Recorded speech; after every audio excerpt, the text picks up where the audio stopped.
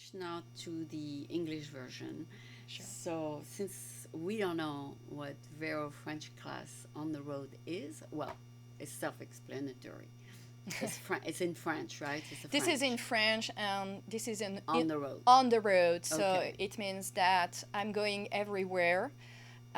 With your suitcase With my suitcase, yes. full of pictures or documents. With my original document, or with my book, or with my lesson. Okay. So I'm Do you going. teach mostly art? I teach art, I teach science, literature, history, and geography. Okay. So in that little suitcase, oh, in that big suitcase, A big you, suitcase. you put all the documents for the level of the child you're gonna meet. Yeah, I tailored with You tailor it. I tailor it with my team, all listen from the beginner to AP. Mm, So we are able to follow the student. So we take care about exam in French, yeah, because this is the goal for most of students, yeah. and we pay attention about that. Okay. So when you say your team, sometimes you go with a teacher. So I have two teacher and one dean for English people, Oh, okay. English dean. Okay. So she's very specialized for The English people. version, Yes, but we work together, and we have a big communication together to be sure that all students making some progress. So your English is pretty good now. You've been here 2 years, right? I mean, you you you learn by now since you have a French. I learn English. with my student. It's very interesting because Yeah. the student learn French, but when the student learn French, they need translate in English and in French. Yeah. So when we do the vocabulary, You learn. I learn too. So it's very important to us that Yes. we can translate, and it's very interesting experience for that. Do you speak to your son in French or in English? Always in French. Oh, okay. So when he goes to the English class, he's not as prepared. He is perfectly bilingual. Oh, So he was in a French American school. So I'm very happy about So it's that. half French, half English. Yes. Now he's in American school, and no problem with that. Really? Really. Oh. So He can follow whatever the teacher's talking about? no problem with that. We don't need someone to translate. He perfectly bilingual. So Okay, he can read a book in English? yeah, sure. So I give him the text in English and in French. Wow. But because I'm a French teacher, I insist, of course, about the French, but And you speak to him in French. always in French. And with his dad, he speaks in English? Or he's also in French? I think that he speaks in French and in English. Yeah. At my home, I insist about the French because it's a beautiful language. And on the roads, all the French help you in English. Ah, You have okay. so many vocabulary in old French Yeah. that you can translate in English. Okay, but if he brings an American friend home, you make the effort to speak in English. Yeah. Okay. Okay. So, did your son attend a regular French school in France? So my son Or come. did he get formed in America? No, he did everything in America because we came A long time when ago. yeah, Okay. 6 years ago. Okay. So that's he why. was too young to even touch the. He just know the French system only 3 months when he was 2 years old. Okay. So a pretty short experience. So he's pretty much Americanized. Yes and no. Oh, okay. Because when we're coming back in France, I want that he see everything in French, but not only the family. I want that he see The Louvre or something. some museum. For example, we have visited a prehistoric cave. You took him there. Yes. Oh. So it becomes magic. So in Dordogne, Yeah. you for real you have, if you're very motivated, Yeah. you can visit the last prehistoric cave and it show what is this for real. And it's there. Yeah, it's it's real. there. You It's can touch real. it. No, you can't, Matt. No? But you see the mammoth or you see the lion for real. Really? And so the lesson become for real. So Hmm. you can feel the history, you can feel what's happening here just a little bit. And after that, to prepare that, Yeah. I do the lesson, but it's not a classic lesson. It's about art. It's about how do you live. It's about being. Oh, okay. So that's a very nice experience. And I Okay. want that it touched this. And when I'm coming back here, I want my student, they can go to the prehistoric cave because it's unique, of course. But when I'm coming back with Silex, I'm coming back with picture, I'm coming back with this experience, and I try that my student feel that for real. And it's very important for me that my students understand how is important. It's not just a museum or it's just not a piece in the museum. They're You behind. have been there. You have yeah, been there. yeah. Behind of this, Yeah. you have the being story in humanity. And so you have to spend all that money to go to these places and buy the slides and the pictures and everything. It's an investment, I assume, in the long It's term. an investment almost in time. Okay, because you're gonna use it over and over again. Yeah, over and over because it takes your time all the time.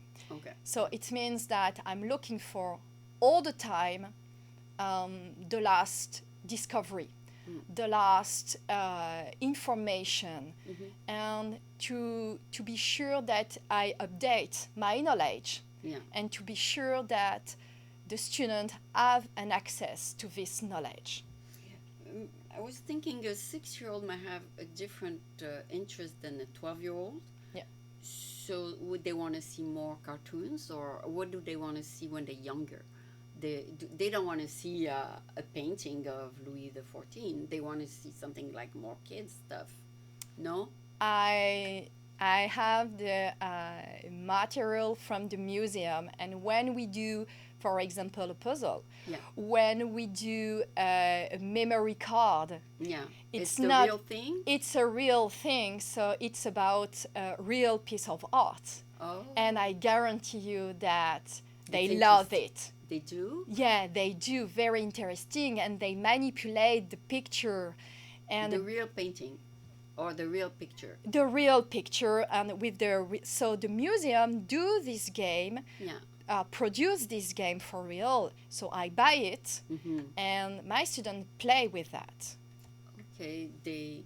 What you buy that when you go visit the museum? Yes. Okay. So you can when you have the memory card, it's about for prehistoric, for example, you have two picture, but it's about the picture that you can find in the cave for real, and there are no problem. Mm. And because this art specific, it's not for the reader. You know, this picture is for somebody that they can't read. So the children have this innocence. They can understand the picture, and there are no problem. They love it. Oh, okay. They So really what love you're it. doing is awesome, because in American school they don't teach geography and history until in the later years, right? Yeah, I until know. they are in high school. So while they're little, they don't know anything. They don't know what's going on in history or geography, no matter what country you're talking about.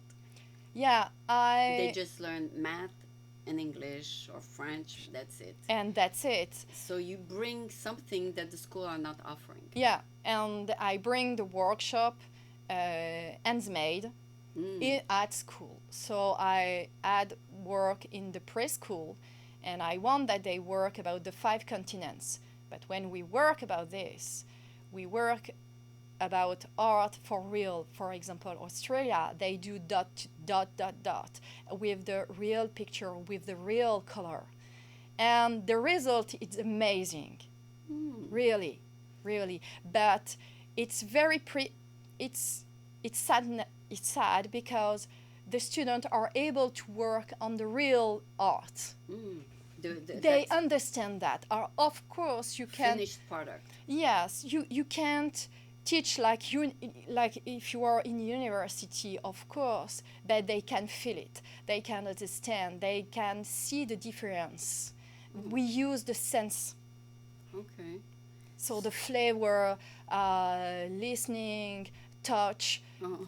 and They cannot touch a sculpture, but Yes. they can just see the sculpture. yeah, but they can do the production of something, and Okay. it's amazing. The result always is amazing. When you see they can do something, you bring a little bit of coloring with you. Yeah, sure. Oh, okay. So they can kind of reproduce a little bit. Yeah, they reproduce. So you have the in black and white Yeah. a picture or a painting, Yeah. and they do with the colored, Wow. and they reproduce or they imagine, or you do in the same way. And So they use their art supplies a little yes, bit. and Okay. they can for the preschooler, of course. Yeah. For the older, They have to buy the supplies, whatever. yes, whatever, but they manipulate. They have the card, they have the map, they have the picture, and It might become a passion for them. yes, but for example, for Renaissance, Yeah. you use math to understand the painting. Wow.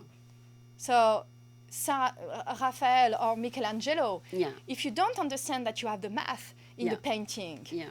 you don't understand this painting. Okay. So it means that you have the triangle, you have the circle, you have the a straight line. Wow. So they learn all the shapes. so they learn mathematics when you do that this yeah. period, Yeah.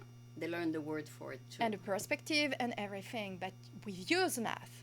Mm. So we use math in geography, we use math or science for art. Yeah.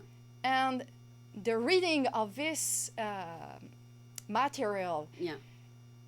it's different. So it's making the difference between, oh, I do only my teach with the book and that's all. Mm-hmm. And I try that they feel it and understand what's happening in this period for this painter. Oh, great. And are you an artist a little bit yourself? No, No. just Just teaching. just teaching and Okay. have their Maybe archaeology. a student is better than you then. I'm sure about that. I'm Oh, sure about that. Okay. So they might Yeah. be talented and do something more beautiful than what you can do. I'm sure, and we laugh about that. Oh, We okay. have a sense of humor about that. It's funny how some kids, you don't have to teach them anything and they're just awesome. I mean, they're just born with it. Like they had a previous life where they were Yeah. artists, and then it comes naturally to them. And some kids, the parents push them to be artists. They give them all the supplies and they can't do it. No stress. No stress. Always no stress. You just offer the possibilities Of- to to open discover. to discover and open your mind. Yeah. And This see is- if you're an artist yourself. Some subjects working, Yeah. something it's not working. Or for example, we have doing Japan. It was beautiful. We have done another topics and it doesn't work. Doesn't matter. They know that it exists. And perhaps after, during their life, Yeah, they discover it again. they discovered, but they know that it's here. We just put a seed and offer the possibilities and That they- open your mind. Yeah, it will happen later. Of course. Yeah. So that's good. So nobody in your family is really an artist. It's just that you like to learn about it. Yeah. And you were an archaeologist yourself. I'm not archaeologist, but I learned archaeology in my university. Okay. So Which university is that? La Sorbonne. Ah bon? So They learned that in La Sorbonne? they learned that in La Sorbonne, and we was 12 students only in Egyptology. In that particular class. Yes, and we were going in the Louvre to discover the real monument and the real pieces. So we work on it. Is it true that it takes about a whole week to discover everything in the Louvre? From the top to the basement? It's impossible to discover everything. It's huge. Yeah, it's so huge, so interesting, and so you have. I can talk, of course, about the What's Egypt good? department. Yeah, And but I mean, if you have to spend 10 days in Paris, you would have to go see it at least one day, right? yeah, some parts they do. I know that do again Arabic department. Yeah. In 2 years or 1 years Wow. ago. Yeah, I They think. rebuilt Yeah, it. they remove, they update Yeah. information. That I like in the French museum is that they give an access to the children and to the people. They have knowledge in art or knowledge in history. Before, it was the specialist for the specialist. Mm. You know, it was boring to go in the museum because there are no animation, nothing, and just read the panel, go with your children, and it was a nightmare for everybody. So now it's become real. It's you have a communication between the people and the painting or the monument or what you want, Yeah. or the sculpture. So it becomes a communication. And the one we bring here is from the French Museum. I try to bring this feeling in the Bay Area for my Okay. students. So your message to the kids, whether they're young or old, is of discovery. Is discovery, open your mind. It's beautiful that you can find everywhere. Just give up a chance to explain to you and play with that. And Yeah. So you basically you don't tell them you have to discover this or that. You let them discover on their own. yeah, sure. Something like that. Something like that. You show them pictures. We You show them. propose Yeah. and they play with this. Yeah. And sometimes we propose something and the topic, they are very graceful for that and they want to learn more. Ah, So, of course, we tailored our lesson, to what they want to learn. what they want to learn, and we adapt the message and we continue. And So you take notes after each teacher what they want to learn. yes, Oh, of course, okay, of course, of okay. course. Because So I like that. It's So, very, very specific to the child. yes, very specific and even for an adult. When Oh. you love it, it's easier for us to learn more about the topics. Hmm. You know, so we go and we inside in there. So To get, I mean, if it's an adult, they already had their own classes they took before or something. sometimes the adult have something in her mind and you can change that. And our goal is okay, you have one topic, you have one thing, but let us show more. Something else. Something else, something more, something that you can like or you can appreciate. You just propose. Just propose or you can love. Okay. And we have a few sample or a few example about that. They don't think about that, but let us Oh. show you. Do you have a favorite art yourself? Do you like the Monet or do you prefer the more classic or do you have a preference? Antiquity, of course, and Egyptology, because it was Oh, my you like because it was my specialization. It's So Egyptology. yeah, so I could translate hieroglyph. So I spent a lot of time. Oh, do you know the husband of Brigitte Bardot came here at the Sausalito Art Festival, and he sold 3,000 of his painting. You know, replications of Wow. his painting, and people love it. I mean, I don't know. I mean, I wouldn't buy it, but some people have a taste for that. Yes, I did. it's beautiful. Yeah. And there you have an exhibit for the painting in Sausalito, or No. You know, there is like 2,500 artists from all over the world at the Sausalito Art fantastic. Festival, and there were about maybe 10 French ones. okay, Yeah, one of them was Jacques Charrier, the previous husband of Brigitte Bardot, and he's an artist now. so it's fabulous because the artists are in the same time and the same place. Yeah. So it means that you can look the tendency, you can look Exactly. yeah, Exactly. So the painter who was painting in Paris was all brown and gray and black. The painter who came from the Côte d'Azur, all his paintings Light. were yellow and blue skies and green grass. It was totally different colors. It's like you can tell they were from two different areas of France. That's very So interesting. because that's what they see all day, and it's reflecting in their paintings. So so yeah, where you from, it really influenced the colors that Of you're course, gonna yeah. pick when you paint. But yeah, like you said, it depends what you're exposed to all day long. What you're exposed, what you want, what you're looking for, what you want, not to do the same thing, but look the others. Yeah. Look the others. Look a painting from painter from Paris, or look a painter from south of France. Mhm. But look your work. Try to understand what they want to say to the people. It's very, very interesting. Yeah, I'm sure that now that you're going to keep on doing it, you're going to discover other things yourself, not just the student. And the other country. Yeah. This is the opportunity to feel it, to create something perhaps different after the Salon of Painting. Oh yeah, yeah. You can also once in a while introduce a little bit of Yeah. Japanese art or Chinese art. Yeah, I mean, What do you there's want? different forms, right? They all have their own how they should see things, you know.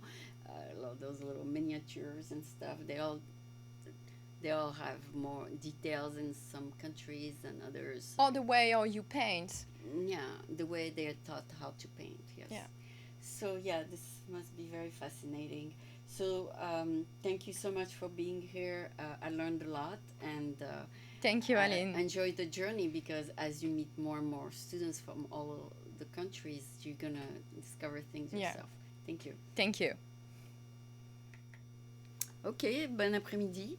Nous avons aujourd'hui avec nous Véronique, que j'ai rencontrée à French Morning. Non, French. Au Salon de l'éducation, Au salon d'éducation. lors de la bilingual, Organisé par French Morning. organisé par French Morning. Ouais. C'était super cet événement.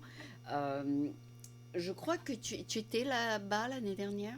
Alors j'étais là aussi l'année dernière en Ok. représentation, et ça permet de rencontrer les écoles, de rencontrer les parents, et d'avoir un contact et une ouverture sur ce qui se fait. Ouais, il y avait surtout des Français. Il y avait, l'année dernière, c'était beaucoup plus mixte. Il y avait Américains et Français. Cette année, c'était très français. Ouais. Ouais, ouais. Ouais. Et il y avait plus de monde l'année dernière, n'est-ce pas? Il y avait plus de monde l'année dernière, mais en raison des conditions météorologiques. D'accord, mais moi je suis partie vers midi et demi. Est-ce que les gens sont arrivés l'après-midi? Non, parce que pour des raisons, oui, il y avait les incendies à l'époque. Et donc ça a ralenti. Et ça a ralenti l'activité, mais ça a permis aux professionnels de se rencontrer, et surtout ça a permis d'échanger et nouer des contacts. Et d'ailleurs, c'est ce qui s'est passé, puisque le fait qu'il y ait moins de monde sur le salon m'a permis Mhm. de discuter avec les écoles françaises, Mhm. avec des écoles américaines. Ok. Et est-ce que donc ça valait la peine pour toi d'y aller? Moi, ça a été véritablement bénéfique, parce que j'ai pu discuter avec le consulat de France pour mener à bien des projets qui me tiennent à cœur, Mhm. et notamment de monter des ateliers culturels Mhm. en partenariat avec le consulat de France et puis le ministère de la Culture, Ok. et puis de prendre contact avec les écoles françaises. Le consulat est venu. Le consulat est venu, oui, poser des questions, Ouais. puisque nous faisons des cours de français pour les individuels, nous faisons des cours de français pour des mini-groupes, mais surtout nous faisons des interventions dans les écoles Hmm. sous forme d'ateliers culturels qui sont clés en main Ouais. sur n'importe quel sujet, histoire, géographie ou actualité. Ouais. Ce qui permet en fait aux écoles de traiter des sujets pour lesquels les professeurs n'ont pas forcément le temps de rentrer en profondeur, et nous sommes là en intervention rapide. Je sais qu'à New York, il y a un support pour les organismes bilingues. Est-ce que vous avez pu obtenir ce support? Enfin, il y a... Non, pas encore. Ah bon, C'est la raison pour laquelle justement je suis rentrée en contact avec le consulat de France d'accord. pour développer, que ce soit en Californie, même- voilà, le la même même support. chose, voilà, mais de l'autre côté des États-Unis. D'accord, donc peut-être que c'est parce que là-bas, vous avez, à New York, non seulement le consulat, mais aussi ça s'appelle l'ambassade. Ça s'appelle l'ambassade, oui, oui, tout à fait. Alors, Donc l'ambassade a mis tout le budget sur New York? aucune idée. Là, j'en ai pas la moindre idée. C'est l'idée des ateliers culturels sortent tout droit de ce que j'ai envie de faire. Ouais. Et j'ai trouvé ça intéressant. Je suis déjà en contact avec les écoles françaises, je suis déjà en contact avec des écoles américaines qui sont fortement intéressées par le projet et de venir en support et en renfort de ce qui se fait déjà dans les écoles. Ok. L'idée, c'est d'emmener ce qui se fait en France, Oui. que ce soit les expositions, l'actualité, et de ramener tout ça, mais en Californie et dans la Bay Area. D'accord. Mais est-ce que tu auras un mot à dire sur l'allocation des fonds du consulat sur ce genre de projet? Je n'utilise pas les fonds du consulat du tout. Pas du tout. Mais pas du tout. Je ne demande pas de fonds du consulat. Je demande à ce que je sois aidée dans les rapports avec les musées. Donc je suis déjà en contact avec les musées, mais ce n'est pas évident en tant qu'individuel. Donc la seule chose que je demande, moi, ce sont les rapports, ce sont les dossiers pédagogiques, ou en tout cas ce qui existe, les mallettes pédagogiques qui existent déjà dans les musées, et de les ramener ici. De faciliter la communication. Je ne demande pas de budget, je demande vraiment qu'on me facilite la mise en relation avec les personnels compétents. D'accord, donc quand tu dis les musées, il y a des musées ici que tu veux contacter ou c'est autre chose? Je suis déjà en contact avec plusieurs musées en France. Ah, en France. Voilà, en France, qui possèdent déjà des dossiers pédagogiques particulièrement riches, mais qui sont développés que à destination des Français sur le territoire français et qui ne profitent pas à la communauté française de la Bay Area ou même aux États-Unis. Et donc l'idée, c'est de rapporter ce qui existe déjà, de le développer à destination des francophones et de le mettre à disposition à des enfants qui n'ont pas l'opportunité d'aller en Europe pour des questions budgétaires ou qui culturellement n'ont pas pris connaissance de ce qui se passe en Europe et donc de transformer ces supports à destination de ces enfants. Ah, d'accord, donc tous ces sujets de musées qui sont très culturels, tu veux les amener aux États-Unis? C'est exactement ça, c'est le musée chez vous. C'est le musée chez vous. C'est le musée chez vous, ce sont les expositions chez vous. Et c'est découvrir le monde, mais on sait très bien que ça demande un certain budget ou du temps pour les parents. Et là, c'est faciliter cette communication et cet apport culturel directement à la maison. Oui, c'est super. Ou dans les écoles. J'étais justement à la démonstration pour les Gilets jaunes et ça se passe aussi à Versailles. C'est un musée. Enfin, en lui-même, c'est un musée. Et donc, je suis sûre que ça a quelque chose... ça a une valeur symbolique. Voilà. C'est une valeur symbolique avec la Révolution, mais ça a une valeur symbolique et en fait, c'est de faire partager ça. Que ça ne soit pas simplement une image d'Épinal ou simplement une destination pour quelques-uns privilégiés, mais c'est permettre à ces enfants de connaître le patrimoine mondial et plus particulièrement, évidemment, en ce qui me concerne, le patrimoine de la France, où vous avez de très nombreux sites qui sont inscrits au patrimoine de l'UNESCO, mais pour lesquels les gens ne le connaissent pas. D'accord, donc vous leur montrez des slideshows ou des photos de ces endroits? Alors, je fais des sortes de mini-conférences avec les élèves repartent avec un mini-dossier pour qu'ils puissent bénéficier des informations.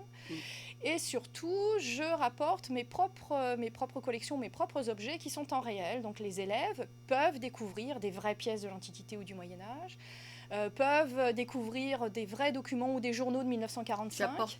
J'apporte, oui, vraiment, des vrais documents historiques ou du silex pour quand je fais la préhistoire.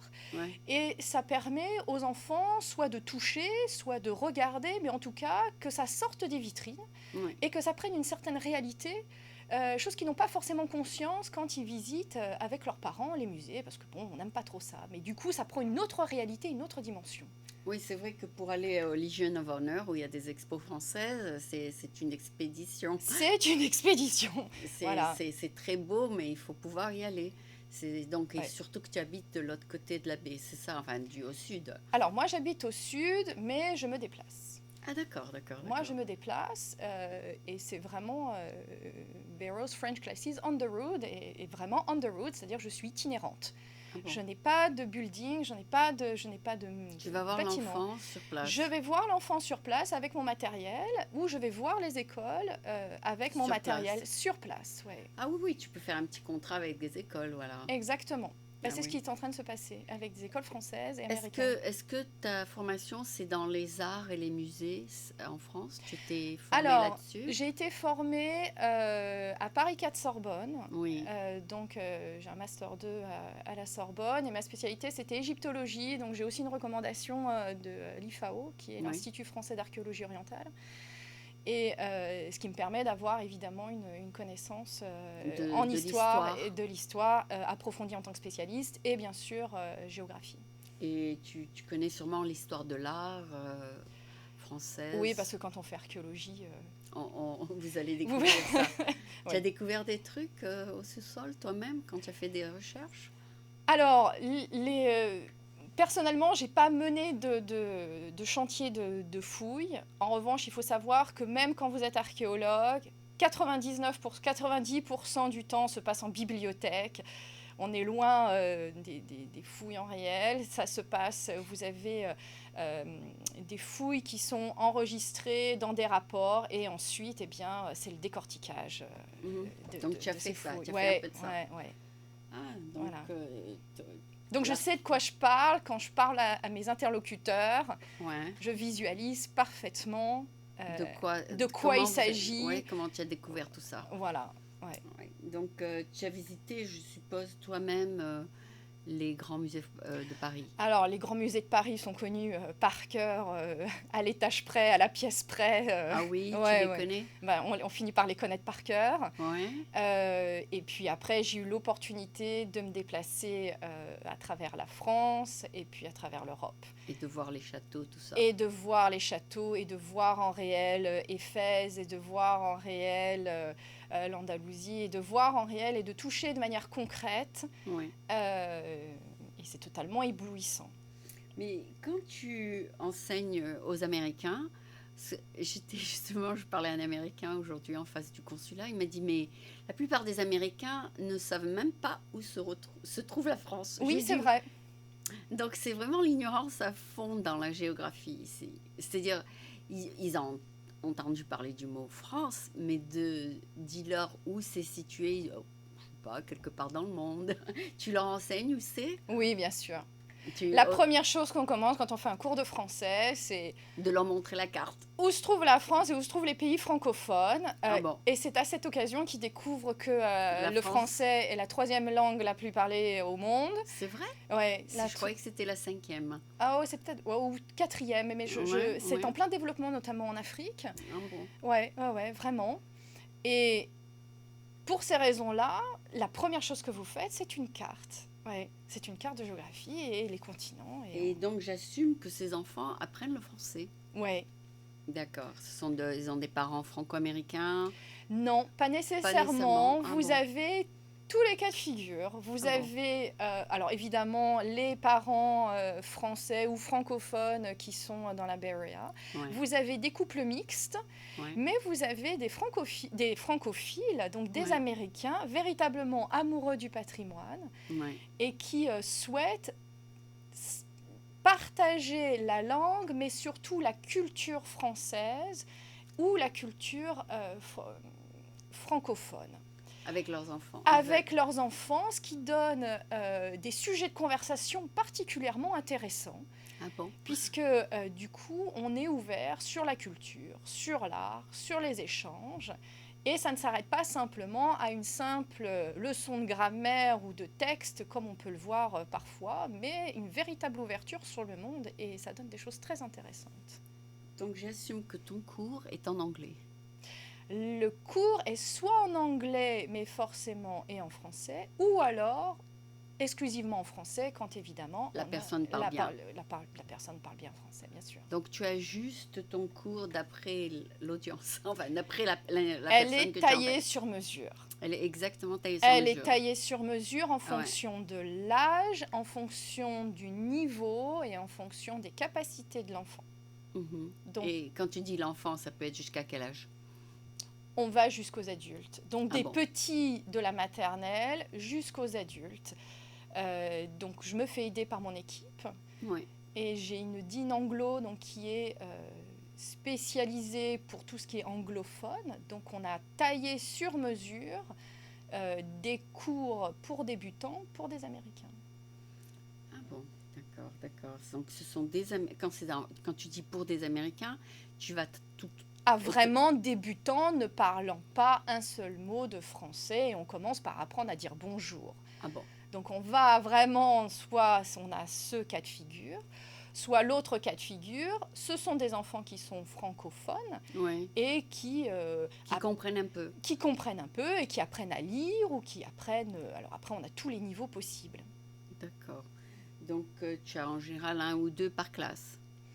Alors, j'en ai soit un ou deux, soit j'ai une classe entière quand c'est une intervention en école, Oui. soit quand nous sommes en école américaine. Ouais. Puisque Donc, j'ai ouvert une classe d'apprentissage de français. Alors à ce moment-là, les étudiants sont un peu plus nombreux. Super. Et tu as commencé ça quand? Alors la création de ma société en février 2017. Ah, c'est récent. C'est très récent, mais dès que je suis arrivée, quasiment, j'ai enseigné en français ici. Ah, d'accord, d'accord. Tu étais dans une école française. Toujours en itinérante. Toujours en itinérante. Toujours en itinérante, oui. D'accord, d'accord. Tu n'étais pas enseignante dans un lycée français? Non, j'ai refusé parce que ça ne correspondait pas à ce que je voulais faire. Et ils ont leur propre curriculum, alors que toi, tu voulais ton curriculum. Le curriculum est basé sur celui de l'éducation nationale française, puisqu'il y a un objectif bien précis. Moi, je souhaitais être en complément et apporter un degré culturel que vous ne pouvez pas faire en classe parce que le temps leur manque. C'est aussi simple que ça. Eux font les mathématiques, les sciences, le français, etc. Donc ça répond vraiment à un cursus. Alors que là, je fais toute la partie culturelle, art et apprentissage du français, mais au sens global. D'accord. Littérature, et on ouvre véritablement. Oui, oui, au lieu d'apprendre, disons, tous les mots de la cuisine ou tous les mots du parc, toi, tu leur apprends tous les mots de la culture, de l'art ou de la culture. Alors, on y passe. Hein. Vous passez partout. On en passe partout, c'est obligatoire. Le vocabulaire, j'ai trouvé dommage que le vocabulaire ne sorte pas soit des contes, soit de la littérature. Donc, on fait le vocabulaire courant. D'accord. Mais évidemment... on fait du vocabulaire approfondi à différents niveaux. On fait même du vocabulaire familier parce que ces enfants-là, quand ils rentrent en France, ne comprennent pas forcément ce qui se dit. Ah bon? Donc on a les différents niveaux de langage, que ce soit du familier, du courant et du soutenu, ce qui permet d'appréhender toutes les situations. Ok. Donc pour enseigner ça, est-ce qu'il te faut une formation pédagogique, un petit peu, ou bien pas du tout? Alors la formation, je forme mes professeurs. Je forme mes professeurs. D'accord. Je cherche des profils qui sont polyvalents. C'est-à-dire qui ont déjà enseigné? Soit qui ont déjà enseigné, soit des gens fortement intéressés par la culture ou par tout leur parcours scientifique ou tout ce qui peut se voir. Mais pas simplement un parcours tracé tout droit. Ce sont les gens polyvalents, généralement, arrivent à passer d'une culture ou d'un domaine à un autre sans aucune difficulté, sans se poser de questions, sans être enfermé dans des carcans. Et c'est ça qui me plaît. Ah, d'accord. C'est vraiment cette ouverture. Quand vous faites de l'archéologie, vous faites des sciences, vous faites du langage, vous faites de la traduction, vous faites de la linguistique, vous faites énormément de choses. Et c'est ça qui me plaît à retrouver chez les gens. Quelqu'un qui me dit « j'ai 20 ans d'expérience », mais j'ai jamais enseigné de cette manière. Mais j'ai jamais enseigné de cette manière. Et c'est aux parents d'éduquer et d'aller faire les musées. Ouais. Clairement, je leur dis non. Vous pouvez le faire vous-même, ouais. Parce que les parents n'ont pas le temps et les enfants ne demandent que ça. Ah bon? Il y a une magie quand j'apporte le matériel ou quand on leur fait voir une autre dimension. Ouais. Il y a une étincelle dans leurs yeux. Et vous pouvez animer cette flamme et ensuite vous pouvez les faire aimer les musées ou aimer les sites et ça devient plus je traîne les pieds, j'ai envie d'y aller. Ah oui? Et là, c'est gagné. Ah d'accord. Quand tu dis ils aiment les sites, tu leur montres des sites web où ils montrent tout ça? Je monte des reconstitutions 3D, on fait Oui. la comparaison avec des vraies photos, la Oui. reconstitution 3D. Oui. On apprend les différentes techniques de peinture, on regarde un petit peu comment c'est et ils découvrent des choses pour la première fois. Ils deviennent acteurs et non plus spectateurs dans les galeries des musées et ils comprennent ce qui se passe. Ah d'accord, d'accord. Et donc tu pratiques sur ton fils un peu, c'est ça? Parce qu'il était là avec toi. Est-ce qu'il est ton meilleur Oui, parce que quelquefois, je réajuste en fonction de ses réactions. Oui, ça D'accord. m'arrive. Ouais. Et puis, ils ont un œil qui est très intéressant parce que comme c'est un œil innocent, Ouais. quelquefois, ils voient des choses que nous n'avons plus l'habitude de voir puisque nous sommes devenus spécialistes, mais à force de se spécialiser, nous ne voyons plus l'innocence de certaines choses. Oui, oui, là, il m'a vraiment surpris quand il m'a dit est-ce que je peux voir. Après, j'ai dit mais celui-là, il n'a pas compris ce qui se passe ici. Non, Mais- non, oh, non. non, non, bien sûr. Mais ça c'est va. très intéressant, Ah. très intéressant. Quand Ouais. vous confrontez les enfants, C'est surprenant, c'est ça? c'est surprenant et il s'en passe des choses et avec une maturité qui est bluffante. Oui, oui, oui. Des fois, ils disent des trucs et tu dis mais c'est trop mignon ça. C'est trop mignon, mais il ne passe pas à côté. Ah d'accord. Et il ne passe pas à côté. Et quelquefois, il voit des choses que vous perdez et que vous retrouvez parce que vous avez fait des études pour. Mais un enfant en bas âge Ouais. voit les choses. Ouais. Et souvent, c'est... Il n'a pas les autres choses dans sa Mais tête. non, il n'est pas pollué parce que ces œuvres d'art étaient bien souvent destinées à des gens qui ne savaient pas lire. Ah bon, ah bon. Et donc les petits, Ouais. finalement, décryptent très bien ce que nous ne voyons plus parce Mhm. que justement, nous recherchons des choses compliquées.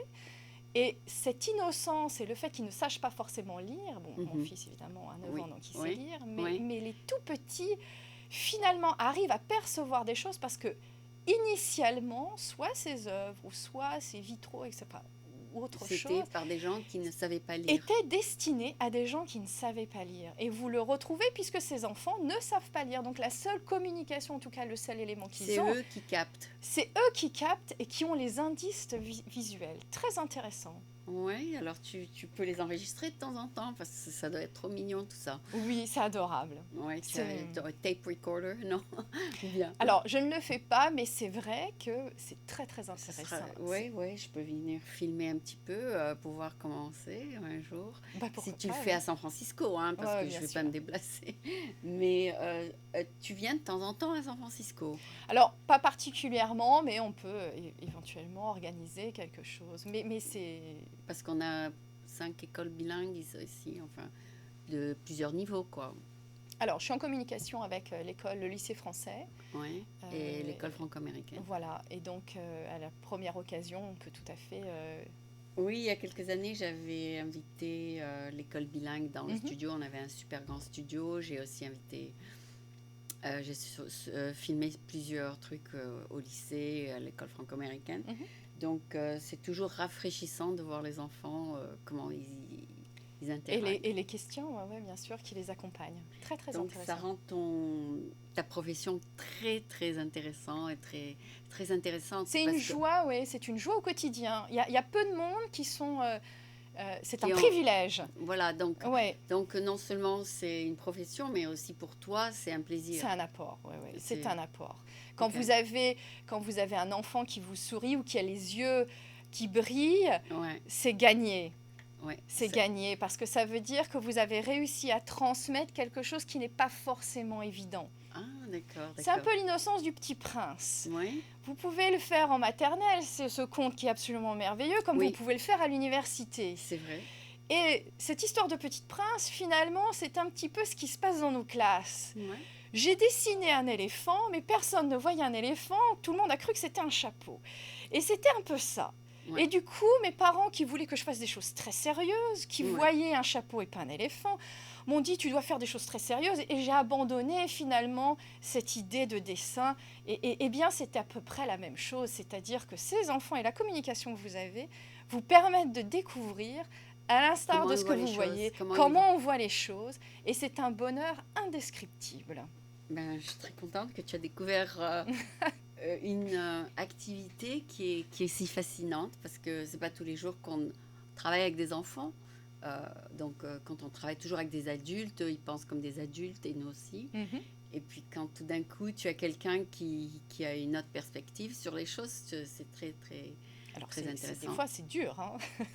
Ouais. C'est dur Pourquoi c'est dur? parce qu'on arrive en programme after school et Ouais. que on est là comme au départ comme la maîtresse qui vient après l'école, donc c'est l'école après l'école. Et Ah. notre travail à nous, c'est d'aimer cette école après l'école et de faire découvrir des choses qu'ils n'auraient pas vues ou qu'ils ne voient pas directement dans les écoles.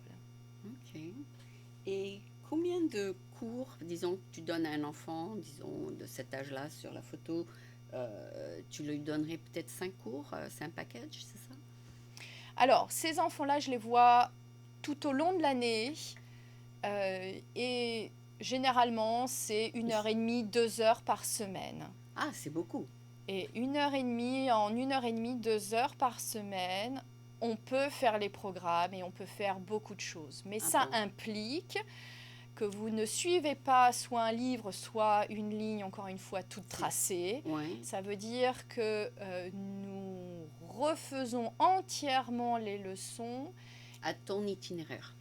à mon itinéraire, mais aussi en se préoccupant de ce qui se passe autour et du programme de l'éducation nationale, puisque c'est des enfants qui, quelquefois, sont amenés à revenir dans le système français Ah bon? quand il y a des retours. Donc, Ouais. nous sommes vigilants à ça. Ouais.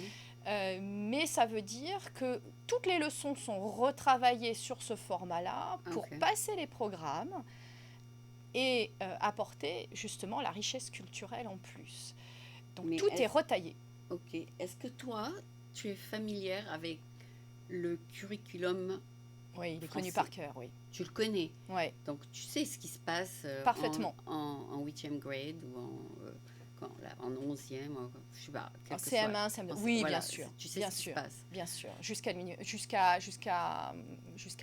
le bac, oui, bien Oui, sûr. tu sais ce qui se passe. Oui, bien sûr. Bien sûr, bien sûr. Vous ne D'accord. pouvez pas ignorer. Enfin, vous ne pouvez pas... Bypass. Non, c'est très important d'être connecté. Mm. Mais le fait d'être connecté, vous en retirez les concepts qui sont développés dans l'année. Oui. Vous retravaillez, nous retravaillons en équipe les concepts pour les adapter au format d'1 heure ou de 2 heures par semaine. Et tout ça, ça a été. Donc c'est des heures et des heures. C'est toi qui as design le programme. Ouais, C'est toi. ouais. C'est toi qui as tout fait, quoi. Enfin, ça c'est pour les enfants Ouais. de 6 ans, ça c'est pour les 10 ans. C'est des heures et des heures de préparation. Ah bon? C'est des centaines d'heures de préparation derrière, parce que ça veut dire être en communication avec les musées, ça veut dire réadapter les formats aux heures, aux peu d'heures finalement que nous avons, ça veut dire les rendre intéressants et en même temps raccrocher avec le programme français. Donc ça veut dire que vous ne pouvez pas utiliser une ligne droite ou des manuels tout préparés, ça veut dire qu'il faut tout retailler en fonction des élèves. Ah bon, d'accord. Ok, ben Véronique, je suis sûre qu'il y a plein de choses à dire là-dessus, sûr. mais on va essayer de faire la partie en anglais maintenant. Oui. Et si tu veux faire plus de détails là-dessus en français, on pourra le faire un jour. Donc, we're gonna switch now.